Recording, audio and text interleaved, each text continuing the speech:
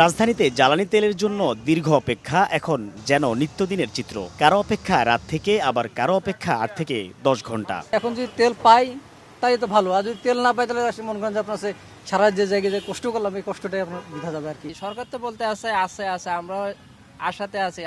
এদিকে শুরুর দিনই বন্ধ হয়ে গেছে জ্বালানি তেল সরবরাহে কিউআর কোড ভিত্তিক ফুয়েল পাস অ্যাপে তেল দেওয়ার কার্যক্রম। এজন্য সার্ভার জটিলতাকে সামনে আনছে কর্তৃপক্ষ। আজকে আমি আসলে দেখলাম যে ফুয়েল পাস ছাড়াই সবাই তেল রিফিল করছে আর 10টা করে তেল দিচ্ছে, সাধারণের জন্য 5টা, ফুয়েল পাসের জন্য 10টা। তো এটা তো আমরা পাচ্ছি না। ফুয়েল অ্যাপসে ঢুকায় যায় না।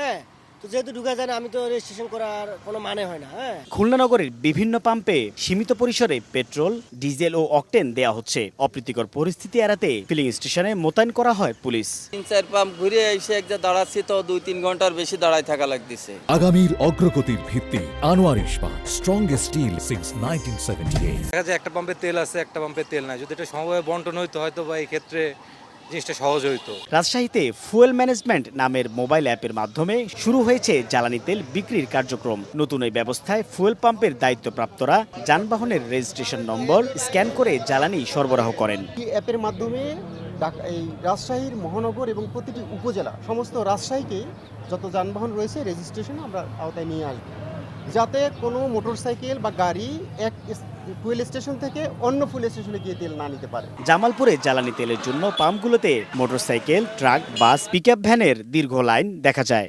রাতে 3টার সময় আমি আসলে লাইনে দাঁড়াইছি, এখন পর্যন্ত তেল পাই নাই। আজকে ফুয়েল কার্ড পাইলাম। ফুয়েল কার্ড পাওয়ার পরে আজকে তেল নিতে আসছি, লাইনে দাঁড়াইছি। এখন কখন পাবো তেল তার কোনো সময়সীমা নাই। বন্ধের দিন আসছি, তারপরও ভোগান্তির কোনো শেষ নেই। ঠাকুরগাঁওয়ে দীর্ঘ অপেক্ষার পরও চাহিদা মতো জ্বালানি তেল না পাওয়ায় ক্ষোভ প্রকাশ করেন চালকরা। সাইফুল ইসলাম, সময় সংবাদ।